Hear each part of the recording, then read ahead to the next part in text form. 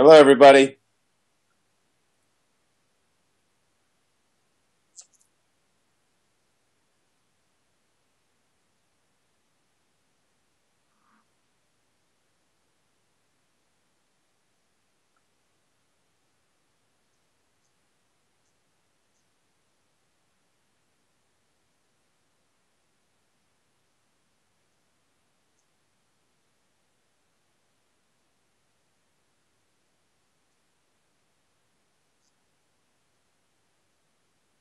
Thank you.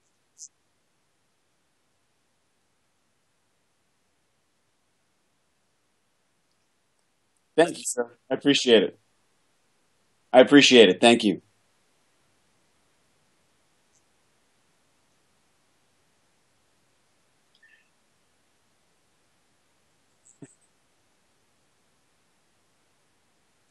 Sure.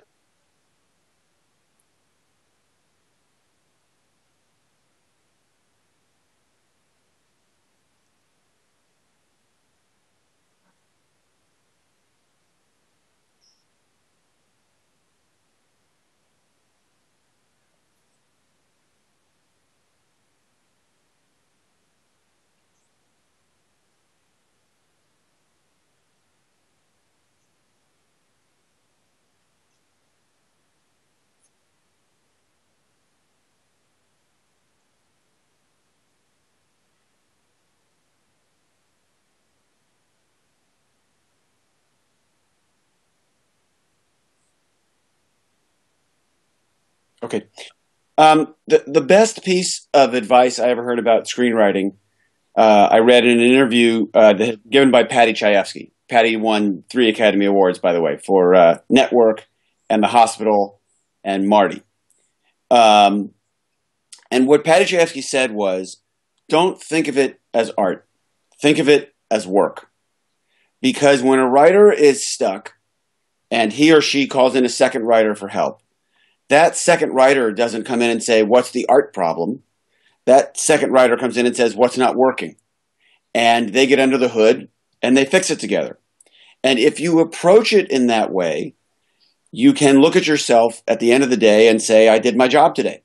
And if you are an artist, it'll come out as art anyway.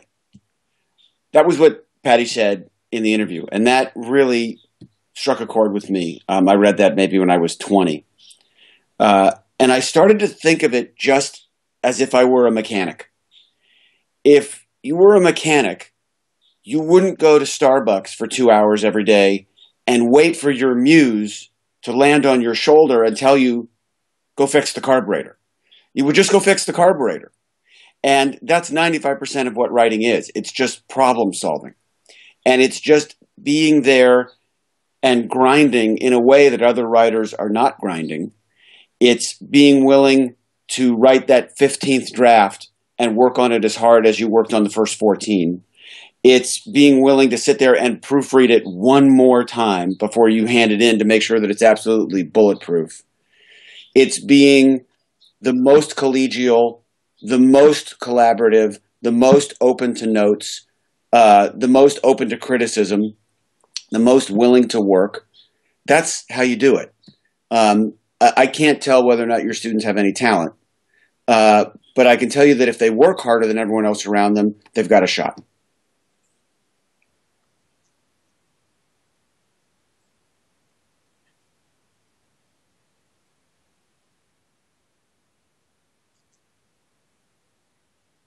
Sure. Uh, the first piece of writing that I ever sold was when I was 19, and I sold an episode of The Jetsons, if you can believe it.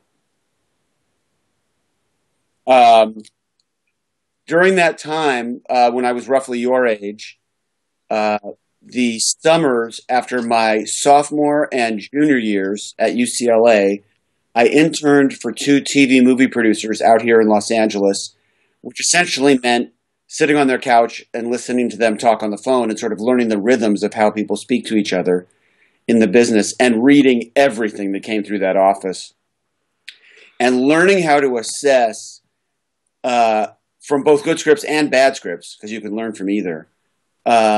whether a script was moving me emotionally and whether it wasn't. And if so, why? That was really the beginning of my education. Now, part of being an intern is, you do a lot of schlepping. If they wanted me to go out and get them a sandwich, I went out and got them a sandwich, or picked up their tuxedos, or drove cans of film around, whatever it is they wanted me to do. But what they were paying me was education. Then when I got out of UCLA, I went to those same two TV movie producers and asked them if they could give me a real job because I needed to make a living. So they hired me as a gopher for a tiny amount of money, but it was enough for me to, share an apartment with three other people. And I was just writing at night like everybody else. And then I started to grow within their company and became sort of a half-assed junior level executive, which meant I had to do a lot of reading for them. And pretty soon I could only write on Sunday nights. That was the only night I had free. But those became sort of a religious experience for me. Nothing else was going to happen on Sunday nights except writing. And that's when you find out how badly you want something. Because, when you're 23, 24, typically your friends are going out and getting hammered and chasing women. And when you decide not to do that because you'd rather be home staring at a wall, getting better at your craft, it tells you that you really want it in a profound way. And that's how you know. At some point early in my 20s, something clicked in my head. Up until then, I had been a good enough student. If I were in classes that inspired me, I did really well. And if I was in classes that didn't inspire me, I did enough not to embarrass myself. But I wasn't, an amazing student. But I realized once I wanted to get into the business, I just had to outwork everybody around me. That was the only ticket for me. And once that clicked, I got on that path and never got off. And I still feel that way. I mean, I'm now 51, which is roughly 100 for you guys. But I still approach every meeting as if it's an audition. Even if I've been on the movie for a year or two, I still go into every single meeting as if I'm trying to blow people away, as if they've never met me before. That I want to give them the impression that there's just no writer out there that's going to work harder, take their notes more seriously, deliver faster and more thoroughly. I hope I never lose that feeling of trying to get the job, because I think it's why I have a tendency to keep the job.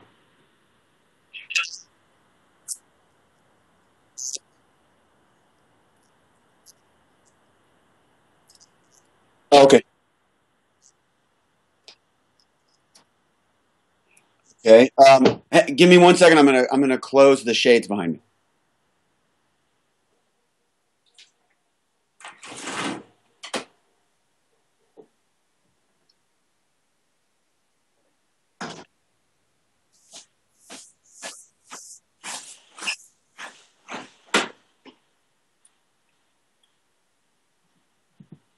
Is that better?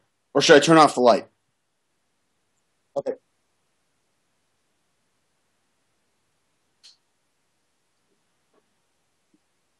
How about now? Oh, oh boy. Uh,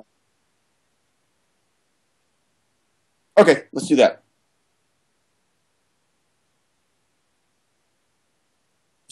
Thank you.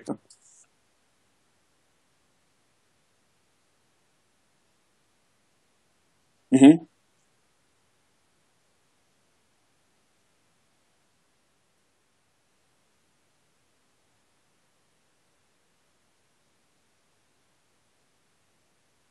Well, the first thing is you never get defensive. If someone has a criticism of something that you wrote, you don't get your back up against the wall and start attacking.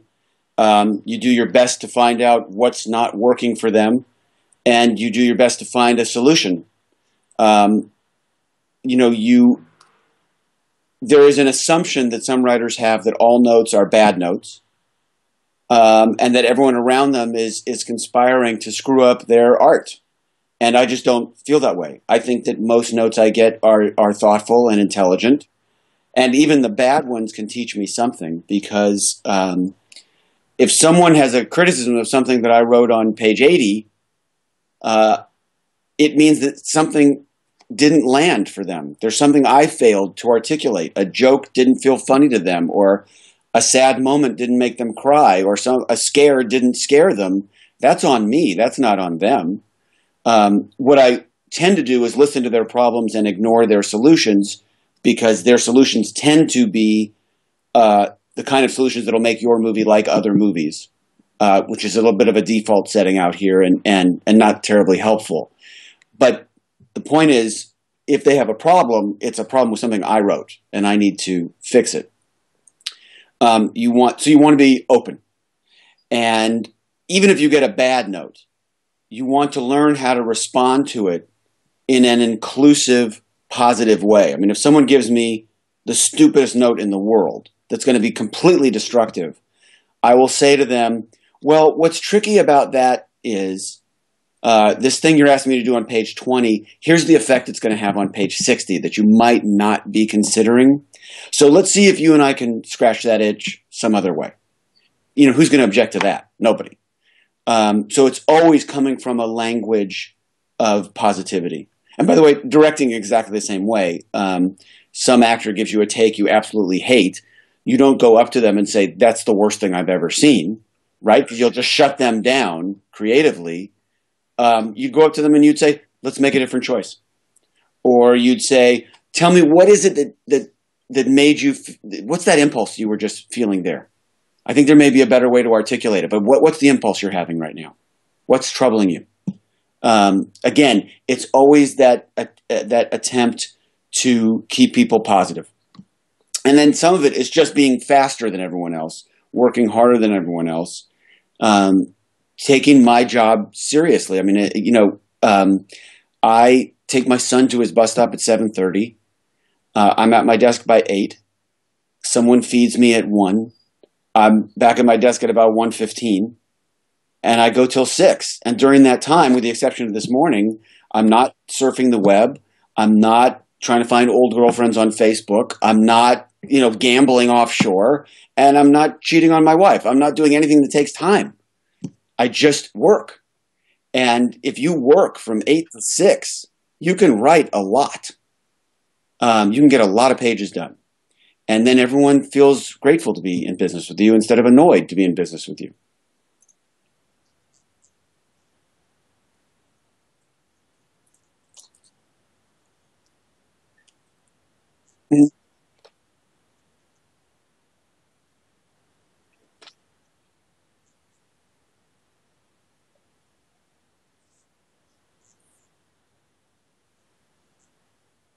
Mm-hmm.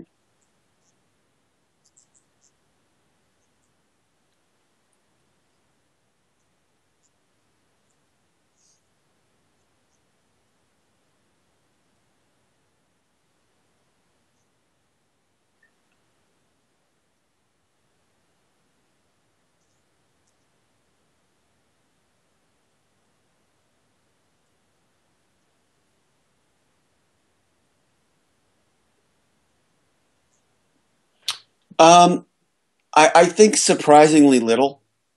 The business is so hungry for product. If you look around and see how many of the movies today are IP movies, meaning intellectual property movies, things that come from a graphic novel or a comic book or a pre-existing TV show or just a remake. There's so few new ideas out there that if you are a writer who actually does have a great idea and and it's delivered in a voice that's uniquely yours, kind of a singular voice that we've never heard before, you really only have to get it to one person, and then there's a wildfire quality to it. How to get an agent, I really don't know. Happily, I haven't had to do that since the mid '80s, believe it or not. How do you find the right producer? How do you find the right voice for you out here? That's a different question that has to do with coming out here, meeting as many people as you can, getting your material into as many hands as you can in an unobnoxious but persistent way, and getting a break. But once that happens, literally, if you get the right script to an assistant of an assistant, that person will recognize its value and its potential for helping them, most importantly. and then it just sort of takes off from there. And I've seen that happen many, many times.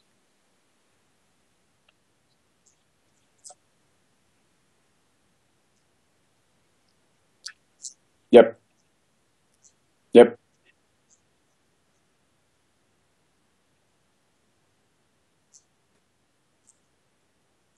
Right.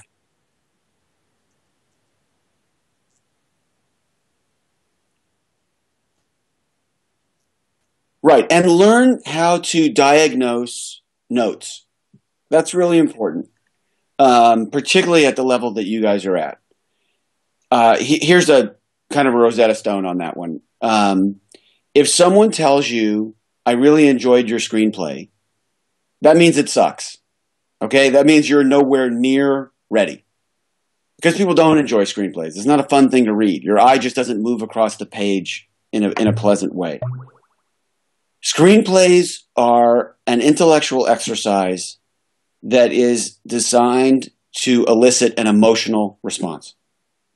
When people are, when a screenplay is working, people say things to you like, oh my God, I loved it. Oh my God, I was so scared. Oh my God, I was so sad. Oh my God, I can't believe you killed that guy. They respond with their guts. If someone reads a script of mine and says it's so smart, I have failed. And I know I need to keep working because you have to be reaching people emotionally. Movies are an emotional experience. Yes, they should make you think, and they should raise questions that are interesting, but ultimately they have to make you feel. You have to you have to have a basic want for your movie to work. You have to want Dorothy to get back home. You have to want Rocky to win that fight. You have to want Chief Brody to kill that shark. There has to be something that you're invested in that makes you willing to go on that ride. And if you go back and think about the movies that you love, that you keep watching over and over again, it's because they make you feel something. So learn to diagnose the notes that you're getting when you give your script to people. Are they intellectual notes or are they emotional responses? You have to know the difference. And you have to know that when someone says to you, again, I really enjoyed your script, and that's all they say about it, it means you're nowhere near ready.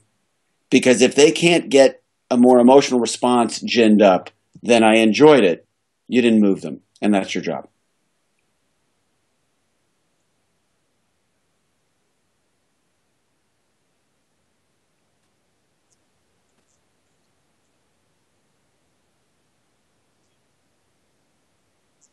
Uh-huh.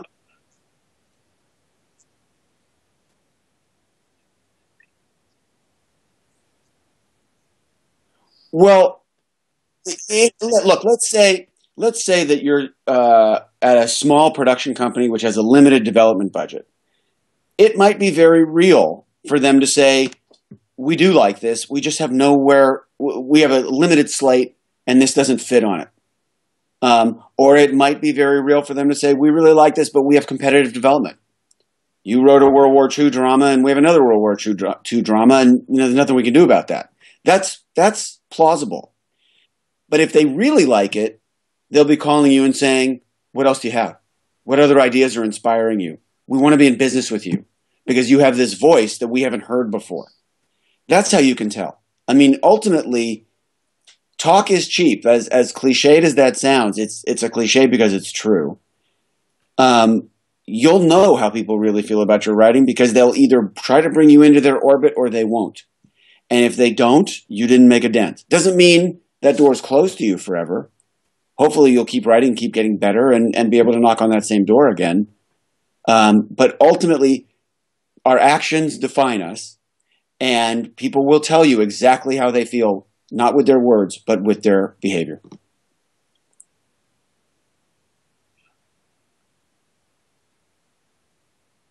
Hi, Zach.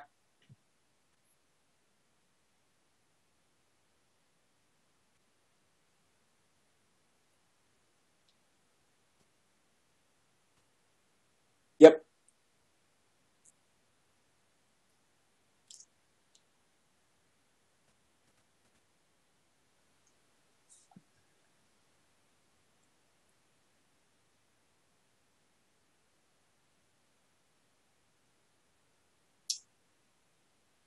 Uh, well, first of all, I apologize for anything I'm saying today that's a repeat of what I said in 2007. I hate to be that guy who says the same thing over and over again, but um, so forgive me. But Dilemma is massive, and I'll tell you why. Because ultimately, story and character are the same thing.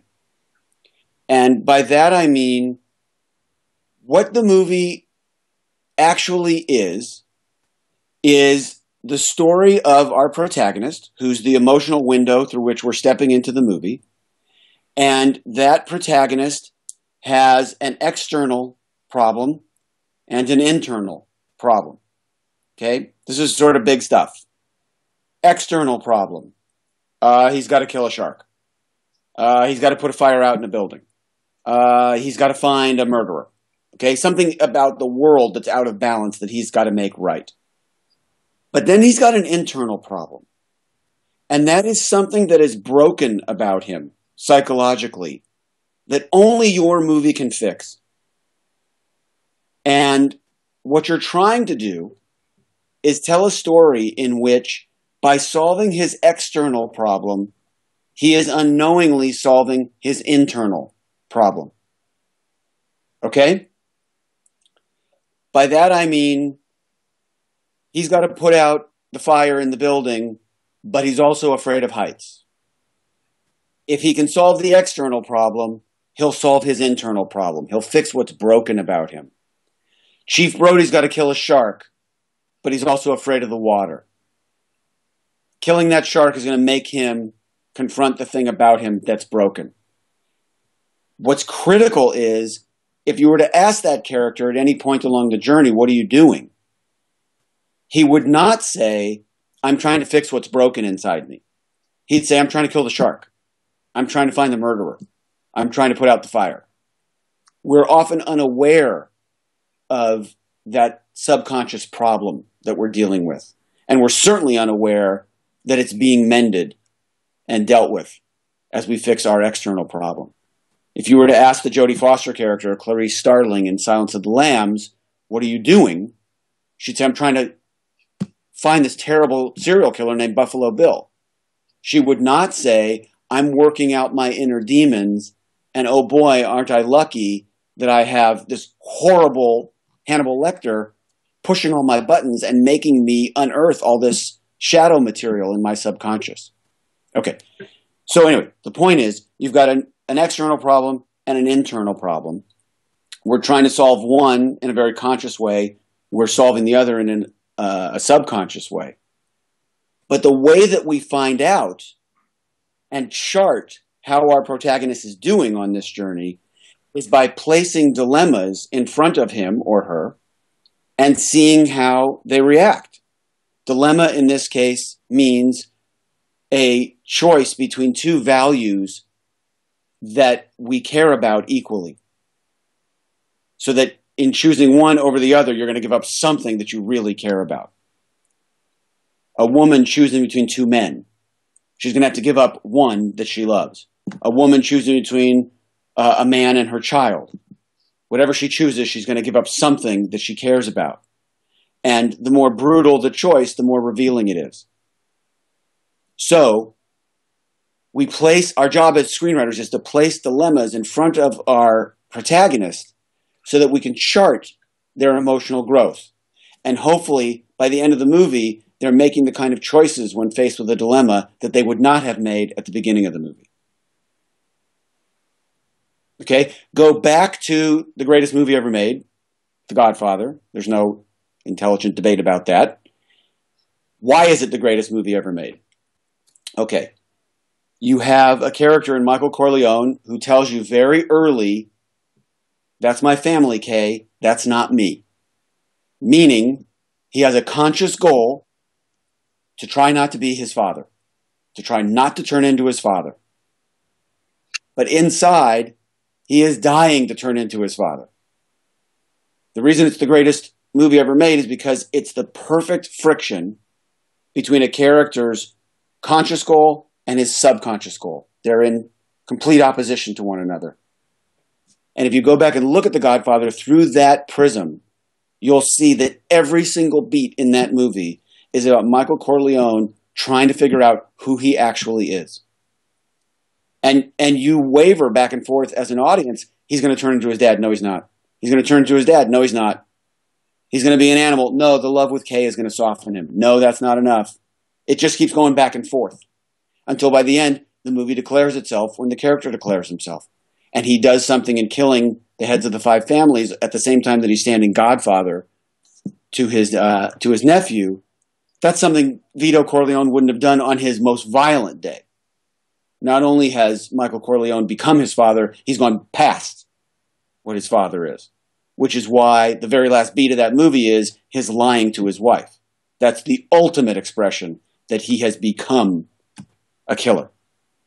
Remember, Don Corleone says early, a man who doesn't take care of his family can never be a real man. The very last thing you see Michael Corleone do is look right into the eyes of his wife and lie to her. And then the door shuts on her face. She is outside his realm, which is almost what the entire second movie is going to be about. Anyway, the point is, the dilemmas that you put in front of Michael Corleone all along the way tell us where he is on the chart of his emotional growth. And they're both shocking and inevitable when you look back at them. That's what Dilemma does for you.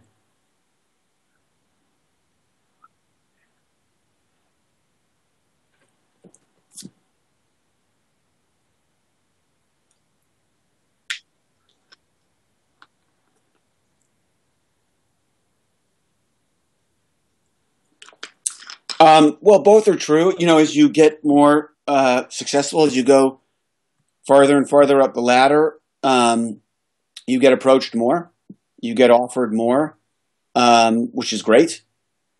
And it gives you the opportunity to not have to pitch, which I always find a fairly exhausting process. It's a great position to be in where people are coming at you saying, please write this. And it puts you in a position where you can be working on some pretty great material. That said, I just literally last month went through a process of pitching a movie. In this particular case, there was a project that Leo DiCaprio had been developing. He had been developing it at Warner Brothers. They kind of gave up on it. I learned of it because I was writing something else for him. It sounded like a really interesting idea to me. I read the book. They gave me the book on a Thursday. I read it over the weekend, called on Monday and said, here's how I would tell that particular story. It's a great book called Devil in the White City, written by Eric Larson. Great, great book. Anyway, so I went to his house and pitched him my take on the story. He said, I'm in.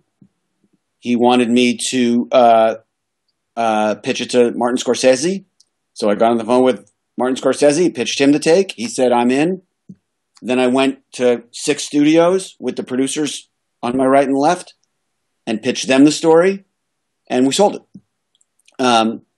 You sound a lot more credible when you walk into a studio with Martin Scorsese and Leo DiCaprio already attached. But that said, it's still pitching, and you still have to go in there and tell a story that connects with them emotionally, that intrigues them, that moves them. The key thing in pitching, which is its own separate conversation, but the key thing in pitching is put yourself in the shoes of the person that you're pitching to. Ask yourself what it is that they do all day, what it is that they want to see walking through the door. Generally, the person who is being pitched to wants to know a couple things right off the bat. Can they see the poster in their head? Can they see the trailer in their head? These are both things that will help them sell the movie. Is it a movie that can play overseas? Does it have foreign box office potential? That's vital now. And can they cast it? You might go in there and tell them the most charming story in the history of the world about 2 6-year-olds. That's going to be a challenge for them because there are no famous 6-year-olds.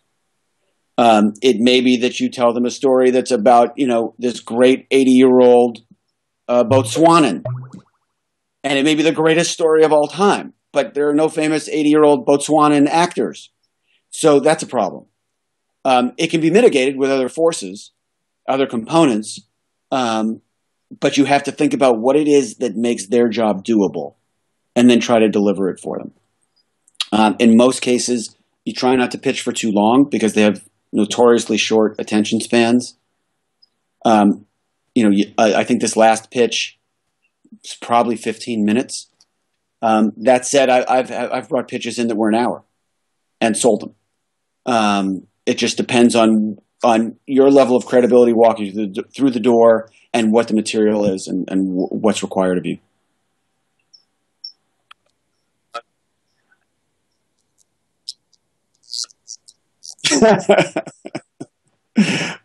Yes, I was.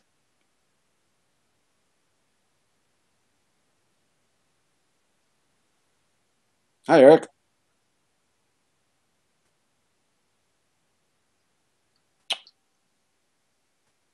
Uh, the biggest obstacle in writing scripts. Well, that presumes that there's one part of it that's harder than all the other parts, and I think they're all equally brutally difficult. Um, it's all tough, but I would say that the biggest factor for me is making sure that I've chosen the right thing to write. And by that I mean, again, happily, I'm in a position where people are offering me things to work on. I have to make sure that I make an intelligent choice. And the way that I do that is really simple. I ask myself, do I wake up thinking about it? If someone has offered me something that has a star attached and a director attached and a boatload of money and a studio saying, yeah, let's go, we're really making this one. If I don't wake up thinking about it, I should say no. And I do. Because if you don't wake up thinking about it, if there isn't something inside you subconsciously kind of clawing its way out that's demanding to be written, a story demanding to be told, you're not going to do your best work. If you're not inspired, it's not going to be the best you can write. And as great as it'll be to cash that paycheck and to be writing for that star, you won't be writing for that star a second time if you don't do your best work. So the biggest decision I make is in choosing where I'm going to spend my time, where I'm going to spend my effort. That's the biggest thing. Beyond that, once I have decided that it's the right thing for me to write, I ask myself, what is the tone that screenplay wants to be? Is it a drama? Is it an action movie? Is it a chase movie? Is it a comedy? And once I know what that tone is, what the movie should feel like, I go out and I buy the soundtrack of a movie that adopted that tone. And I put it in the player in my car and I drive around and I just listen to that music over and over again, gets you in the right emotional headspace for that particular tone. And I just let ideas kind of come at me. And I find that to be very, very helpful. Music's really helpful to me in that phase. I don't write with music on. I couldn't do that. But in that phase, when you're just kind of letting something percolate, music can put you in that right headspace. And then I just start making notes to myself, and they're everywhere. They're in my car. They're especially by my bed. The last thing I think about before I go to sleep, the first thing I think about when I wake up. And I'm just collecting piles of pieces of paper and the backs of napkins, and I just have them around at all times. And then I start to put them into a treatment. And I don't start the screenplay until the treatment is complete. For example, on Devil in the White City, which is the piece that I'm going to write next, I just finished a first draft of a treatment, which is 74 pages. That's, even for me, that's long. Captain Phillips, I think when I started writing it was 60. Typically they're around 40. But what that does is it takes the terror out of writing. Because when you sit down to write the actual script, you're not looking at a blank page and this little blinking cursor that's just tormenting you. You've already got 40, 50, 60 pages of material in front of you. Now you just got to start turning it into scenes. That's the process for me. The last thing I will throw at you guys, I get the sense are we out of time, Rex?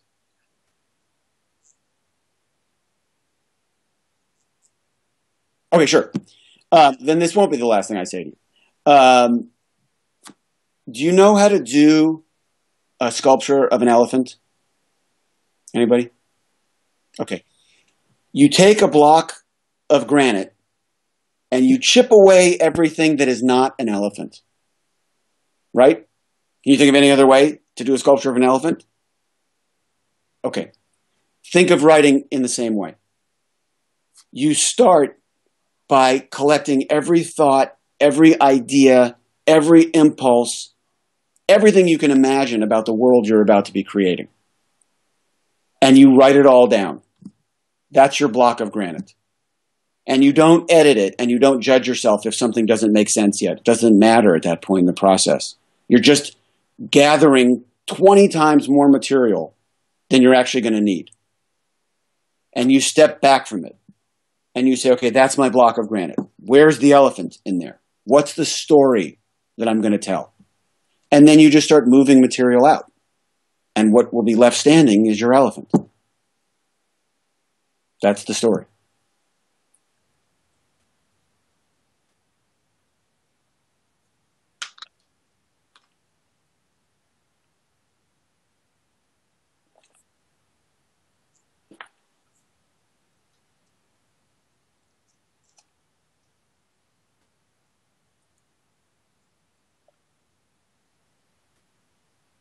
Thank you.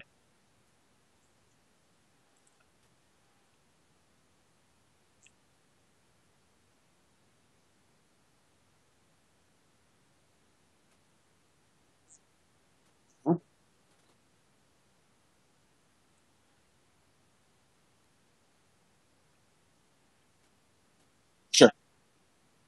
Right.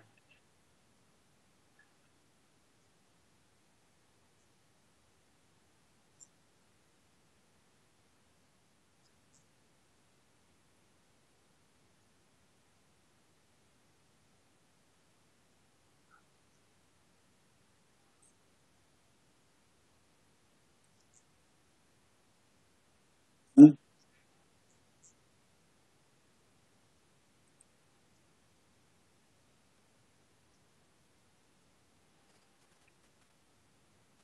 Right. Well, look, sometimes it's a question of simplicity. Captain Phillips was a project that existed at a studio at Sony, and they were looking for someone to come in and write it. This was before Captain Phillips had even written his book. Just the event had taken place, and they signed up his life rights. And it was an open writing assignment, and it was something that I really wanted to go after. So, how do you distinguish yourself? Um, there will be other writers who are also very credible people who also have track records. How do you go in there and say the thing that they're not saying? For me, what I think got me the job was I did not go in that particular case with a full blown pitch. I went in with an approach to the material that I knew I could write, and therefore I could pitch in a passionate and credible way. And it was very brief. On that particular one, I went in and I said, this is a story about two captains. And they both wake up in the morning and get dressed and leave their homes and go to work. Except that their jobs put them on this collision course that is going to define each of them.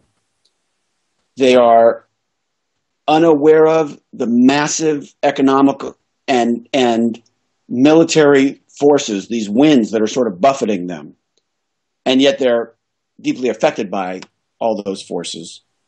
And we're going to throw them into a cauldron in which they are going to try to change each other.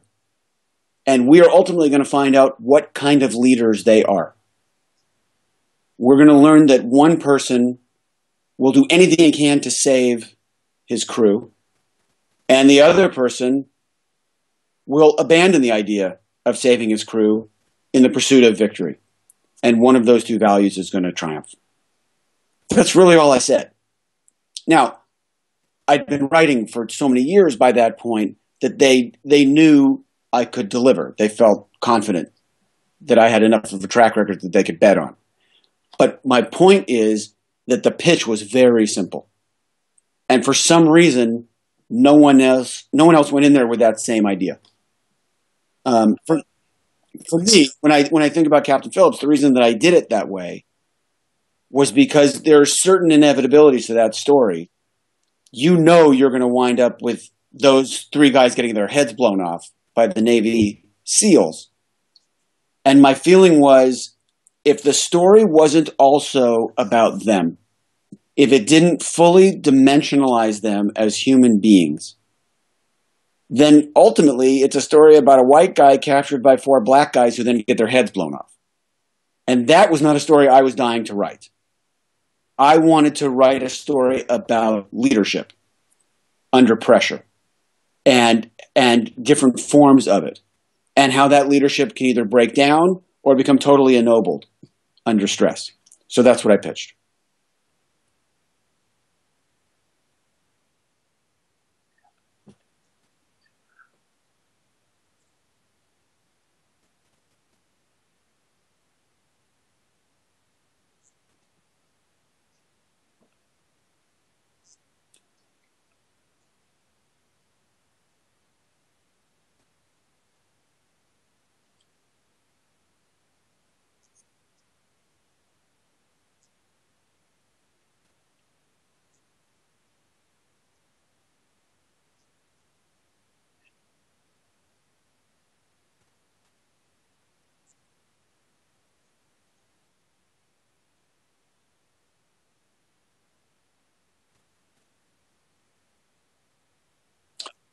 Well, look, um, there are a lot of components to it.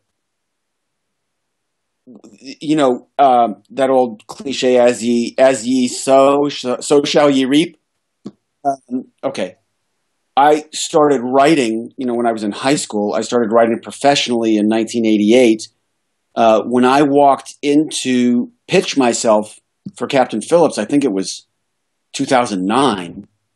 So by then, I had already been writing professionally for 21 years. And all of those seeds that I had been planting for 21 years, the hard work and the attempt to be professional, that's where they pay off. Because you can walk in then with a 2-minute pitch, and they're not thinking, well, gee, I don't know if this guy can deliver. I mean, he's pretty good in the room, but can he actually write? You've answered that question before you walk through the door. That's a pretty stiff wind at your back to help you. But to get there is a slightly larger philosophical question. So if you'll permit me, try to think about a hot air balloon. Okay, do you have a picture of that in your head? Okay. In the balloon itself is your confidence, your belief in your own abilities. If that becomes pure ego, and you start thinking you're smarter than everyone else, you don't need to take notes from anyone else or get help from anyone else, the balloon goes flying off into the stratosphere, never to be heard from again. In the basket is your humility, your belief that you need help, that this is a collaborative medium and you're going to need the collaboration of other people who are intelligent, who also care about the movie. If that basket of humility becomes self-doubt, then the damn thing never takes off. It's just too heavy. So the whole trick of a career is to balance humility and confidence and have plenty of both. They are not competing virtues. They're actually virtues that feed one another. And if you can have the right amount of both, the balloon stays in the air. And hopefully for decades. That's the trick. So when you are walking into a meeting, it is the confidence to say, you should absolutely trust me. You should absolutely pay me. This is going to be great. And there's also the humility to say, these are the ideas that I have now. They may change. They may get better as I get more input from other people. I'm going to learn as I go. I'm going to figure things out. The material itself is going to start speaking to me and teaching me, and I'm going to be open to that experience so that we're all going to benefit. You deliver both those things, then they become confident and they become humble. And now everybody's doing their best work. And then you have to mean it. The movie that I just finished, it's called Secret in Their Eyes. It'll be in theaters November 20th, and I'm pretty excited about it. It's a movie that I wrote and directed. When I sat down to write that movie, I was remaking this great Argentinian movie that had won Best Foreign Film in 2011. Beautiful, beautiful movie. But anyway, as I sat down to write it, I thought I was writing a screenplay about loss. That screenplay taught me as I was writing. It revealed something to me, that it was actually about obsession. And I didn't know that when I first sat down, but it became startlingly true as I was writing. And all of a sudden, I leaned into that. And the movie became about obsession. And all the beats became about obsession. All the key story turns became about obsession. And I'm not saying it was easy to write. Nothing is easy to write. But it became very clear what the path was. Because I was open to the evolution of the movie in a way that was outside my own brain. Sometimes the movie tells you what it wants to be. You have to be willing to give into that.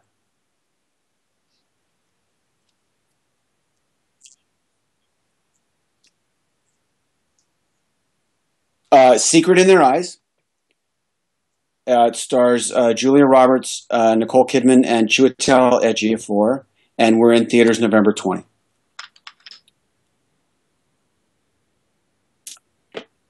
You're all now required to go see it and to bring 10 friends, by the way.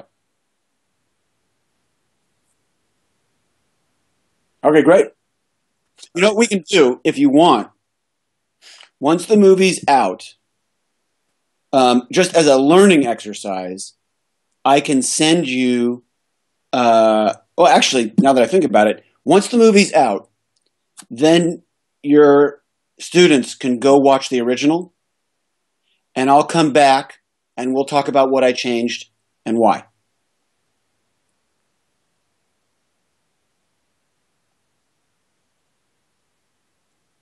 Sure. Okay. Okay. Hi, Stephanie. Hmm.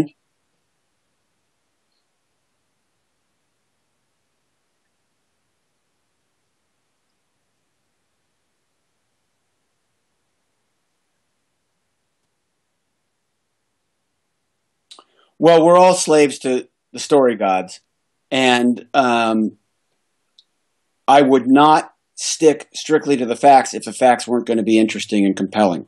So again, it goes back to choosing wisely when you have the opportunity to tell a true story. Is it a true story that in itself is a great movie? Most of them are not. Captain Phillips was. There are very few stories out there like Captain Phillips that have the inherent drama and have action movie beats in them. That was part of the reason that I was so desperate to get that job, was because you don't often get true stories that you don't have to manufacture much to make interesting. When I think about the other true stories that I've done, Shattered Glass needed a little bit of well, interpretation is the wrong word. I wanted to explore the mind of a serial liar like Stephen Glass. So I felt you could explore that and stay completely within the truth of the story. You know, that was a story about fraudulence in journalism. So if you tell it in a fraudulent way, shame on you. That would be unforgivable. So the facts of the story are the facts of the story, but in particular, the idea that he would go to a high school classroom and tell a bunch of journalism students his story, and then it turned out he had never been in that room, that I thought was perfectly admissible because so much of what he told was bullshit anyway, if you'll excuse the expression. Um, Generally, with true stories, if you are being true to the spirit of events, I think you're fine.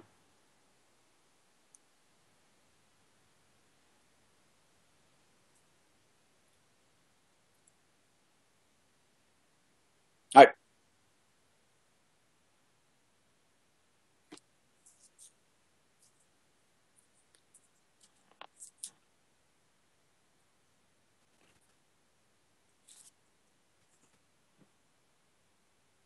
Okay. Okay. Um, you got about an hour? Uh, oh, I can do this in five. Um, okay. Well, let me tell you a story first.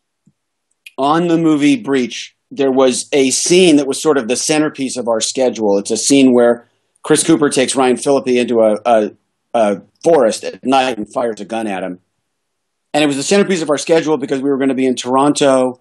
It was going to be brutally cold. It was a night shoot. You only have 12 hours of darkness. Everything in our schedule was built leading up to and leading away from that particular night. I don't know if you've ever been in Toronto in December at night, but it's cold. Anyway, we knew we needed 16 hours of shooting to get all the shots of that particular scene, and my crew just absolutely killed it, and my actors were completely brilliant, and we got the scene. It was amazing. And then I found out the next day that not a frame of it was usable. That for some reason on 3 different cameras, it all just came out too dark. You couldn't see anybody. And it was, of course, a crushing disappointment. But I thought about something that I had read in a biography about Dwight Eisenhower. And let me just interrupt myself by saying I hate people who make military analogies about filmmaking, because filmmaking is not a war. No one's firing real bullets at you. That's all just sort of over-dramatizing and ridiculous. But there was something to be learned from this particular biography. The Battle of the Bulge in World War II was at the time the greatest intelligence failure in American military history. The United States had been caught completely by surprise by the Germans. There was this huge advance in the Ardennes forest. Anyway, after the first day of the Battle of the Bulge, the United States had suffered these horrible losses, and Eisenhower walked into his headquarters, and all these generals were sitting around a table, and they all looked depressed. And Eisenhower, in a moment of true leadership, said, "There are to be no long faces at this table. We're going to look at this as a moment of opportunity." And he was right. He saw that the Germans, in making this huge advance, had actually exposed their own flank, and it was actually the beginning of the end of the war. That proved to be true. But anyway, as grandiose as it sounds, when I heard that not a frame of footage from that night of shooting was usable, I called my crew together, and I literally quoted Eisenhower. I said, "There are to be no long faces at this table. We're going to look at this as a moment of opportunity to do better. I know I can direct that scene better. I think we can make that scene better." And we rebuilt our schedule and put another night that we buried it somewhere in January and went off and did that scene again and did it better. And what it taught me was that so much of directing is about leadership. Again, it's confidence and humility. I could have just as easily fired my DP or thrown things around and gone insane, and I would have been within my rights, but it would have been poor leadership. And ultimately, a director is a leader, male or female. You've got to get your cast and your crew all pulling on the same side of the rope. You've got to get them believing in you and your vision. And you've got to get them feeling free and safe enough to deliver you the height of their abilities and their talents. Ultimately, that's what you're trying to do as a director. You're trying to get the most talent out of the most people, and you will manipulate them in any way possible to achieve that. But you have to lead. So when you're making the equivalent of a student film, which is what you're about to do, you're not paying anybody, right? Chances are it's not going to be the thing that turns them into a movie star. So what is it that's going to inspire them every day? It's going to be you.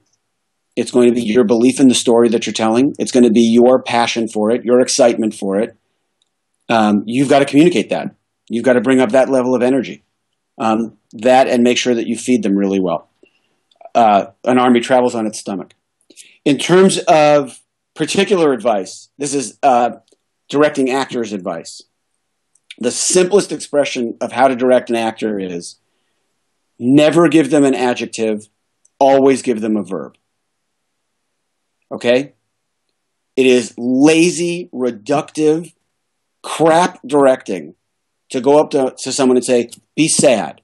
Be angry. That's terrible. It will give you a result-oriented performance as opposed to an organic performance. The simplest expression of that idea is you go up to an actress and you say, be sexy. She is going to be so lost in her own head and her own insecurity about, am I not sexy? Does he not think I'm sexy? How do I look sexy? She's not going to be doing anything except just trying to project some sort of bullshit idea of what sexiness means. But you go up to that same actress and you say, okay, in this moment, I want you to tease him. I want you to punish him. I want you to seduce him. I want you to ignore him. I want you to enslave him. Pick any verb you want. Now, to get what she wants, which is a pat on the head from you, the director, she's got to take her concentration off of herself and put it on the other actor. Because she's trying to get a result from him. She's trying to affect him or her. And now she's alive in the moment. Now she's actually not just performing for you. She's being in an organic way. She's behaving in a way that's real. So just discipline yourself. I've now directed 3 movies. I have never given an adjective to an actor, ever, and I will not do it. Everything can be reduced in some way to a verb. In other words, you're giving them an intention, not an emotion. When an actor comes up to me and isn't sure what to do, I will reduce it to its most basic component, which is, okay, what does the character want right now? And how is the character going about getting it? And is that working? And then you can go up to the other actor in the scene and give them the contrary direction. In other words, you go up to one actor and you say, I need you to get his attention. And you go up to the other actor and say, I need you to ignore him. Now you've got sparks because they're in opposition to each other. And one of them is going to have to exert his or her will over the other. Now you're actually filming real human behavior instead of one person trying to look sad and the other person trying to look angry, which is just nonsense. Does that answer your question?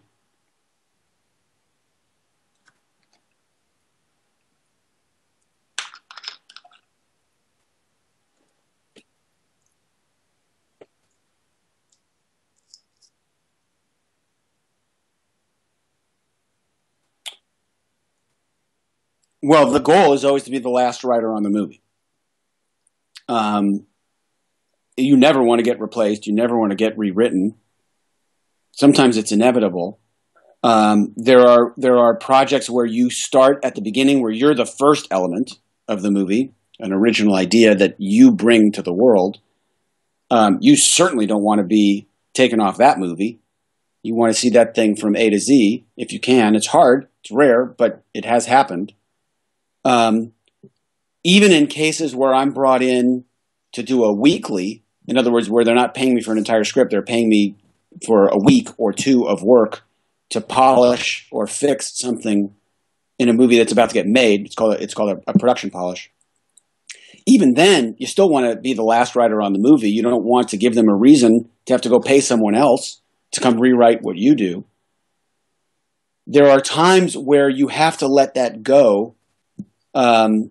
For example, on Captain Phillips, I was the only writer on that movie, but Paul Greengrass, who is a brilliant director, has his own style that sometimes deviates from the script. And so in a case like that, even though he's not hiring another writer to come in behind me, I know that script's going to change in his hands. It's going to evolve, and it should. That's his process. And in that particular case, you really have to look at it as if you are running a lap in a relay race, and then you've handed off the baton. And you can follow the next guy around the track if you want, but you can't run the race for him or her. And you have to trust that they're going to do their best. And you have to be okay with that. And if you can't be okay with that, then that's the wrong director for you. Or that's the wrong project for you, or this may be the wrong career for you. Hopefully, as you build credibility and you build a track record, they don't want to bring on someone behind you. They bring you in because you're the closer and because they know you're going to finish the movie for them. And a lot of the beginning of your career is learning your craft so that you can credibly sell yourself in that way.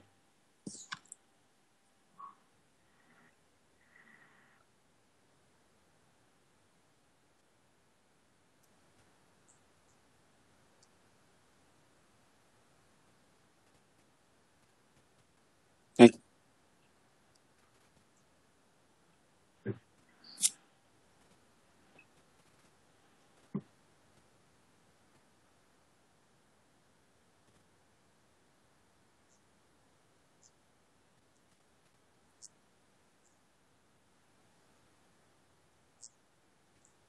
Mhm.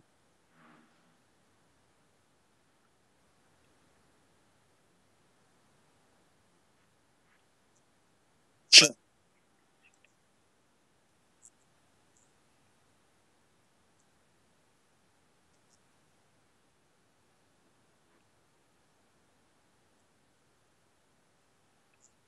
Mhm.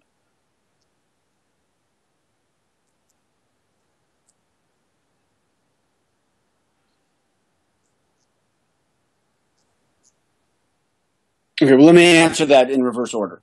And I'm glad you brought that up because as you were about to launch into that question, I was thinking we really need to talk about thinking visually. It's such a huge component of directing, and I'd be doing you a disservice, anyone who's about to direct, if we didn't talk about that. It's very important. But let me get to the second thing first.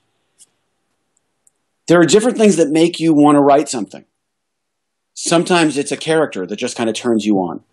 Sometimes it's a world that just, I'm sure George Lucas at some point just thought up Star Wars and then started to fill in the blanks to make that storytelling work.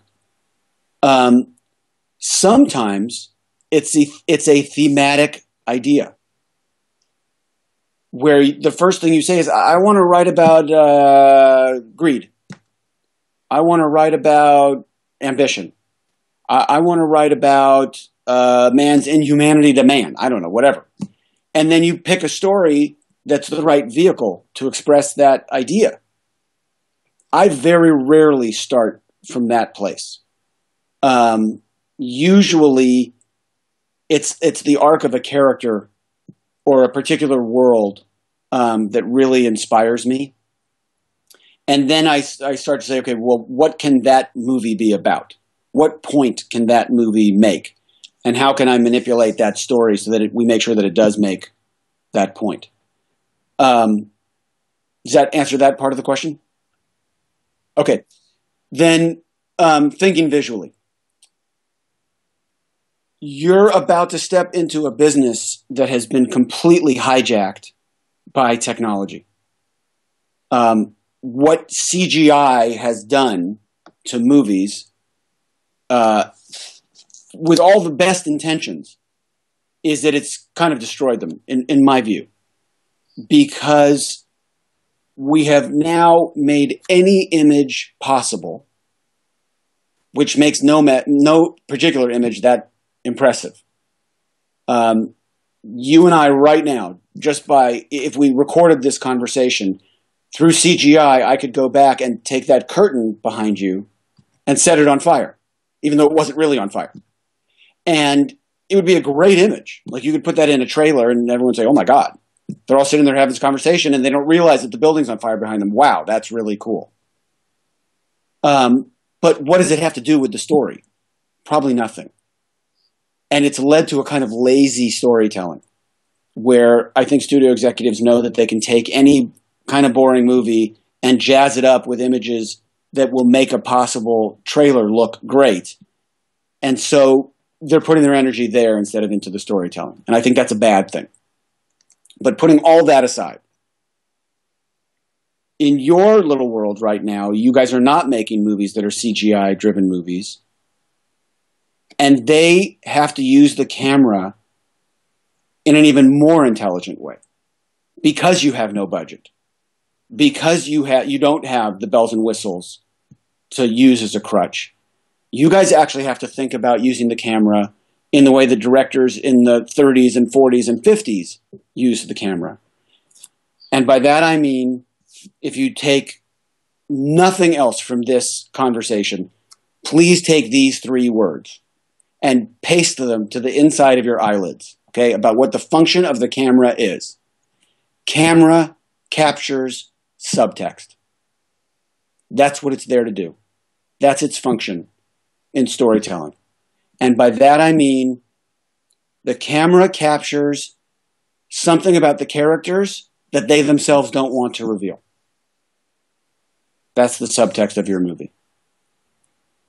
If a character is selling something, but they're actually lying, they're not going to tell you that they're lying, but the camera should. And you do that based on where you put the camera, who gets centered up in the frame, who's on the edge of the frame. Is the camera handheld? Is it on sticks?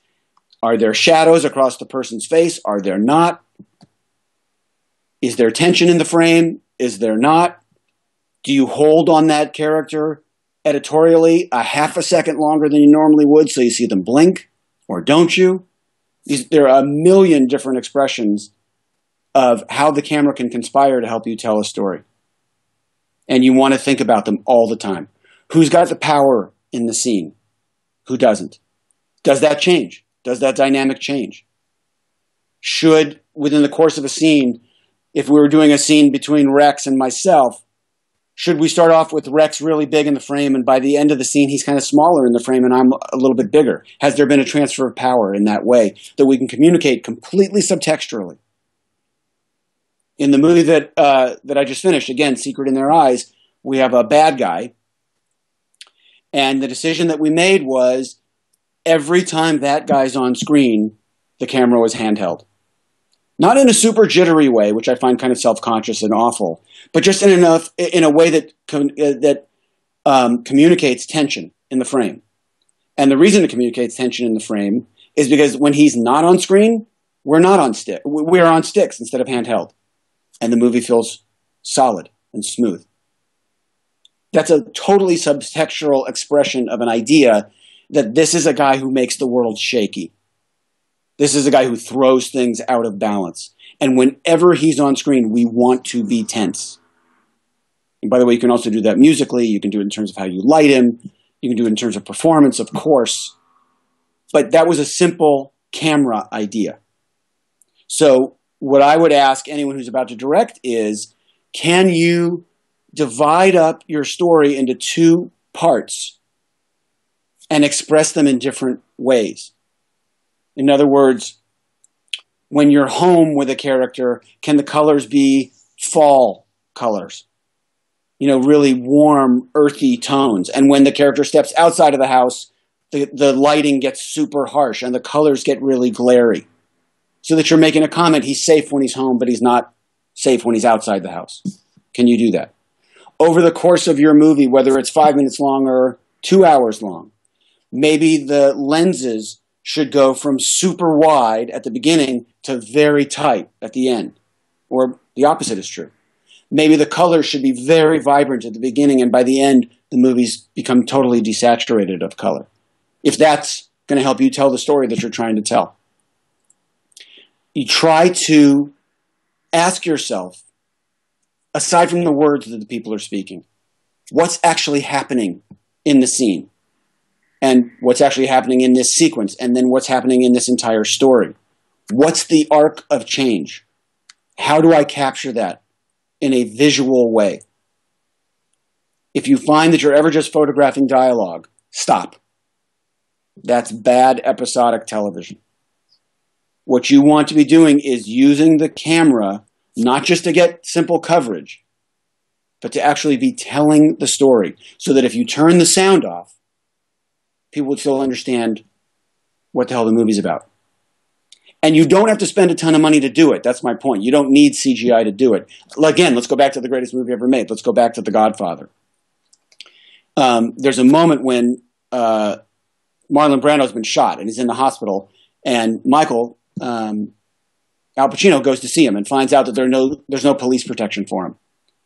So he moves his father into another room, and then he goes to stand guard in front of the hospital, and he brings with him this poor baker named Enzo, who just came to bring flowers to the guy.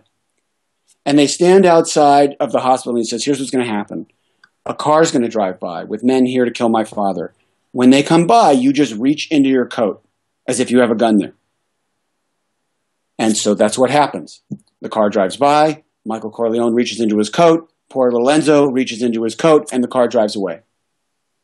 And when the car drives away, Enzo takes out a cigarette and tries to light it, and his hand is shaking so badly, he can't light the cigarette. And Michael Corleone very calmly takes out a lighter and lights the cigarette. And here's where the visual part comes in. He just looks at his hand, and he realizes that it's not shaking. Now, he doesn't have a line of dialogue as clumsy as, hey, you know what? My hand's not shaking. I just learned something about myself. I may be more like my father than I thought. It's just a look at his hand and then a look at his face. And we get it visually. We've clocked something in a purely visual, photographic way.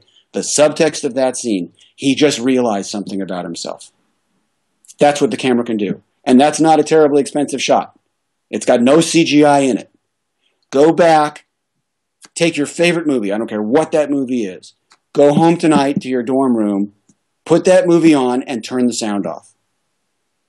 And see if you can watch what's happening. Just track what's happening visually. My bet is if it's your favorite movie, you can.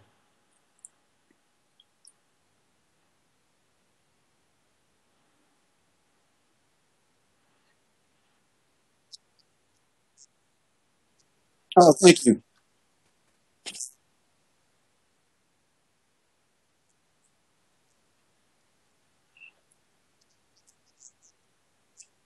Thank you. Yep. Yep. Okay.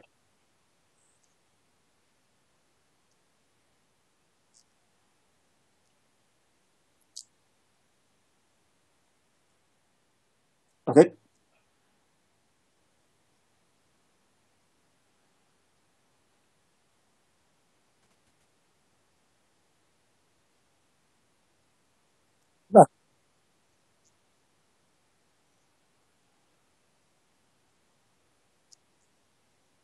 Hey, I'm happy to do it. Just go do good work.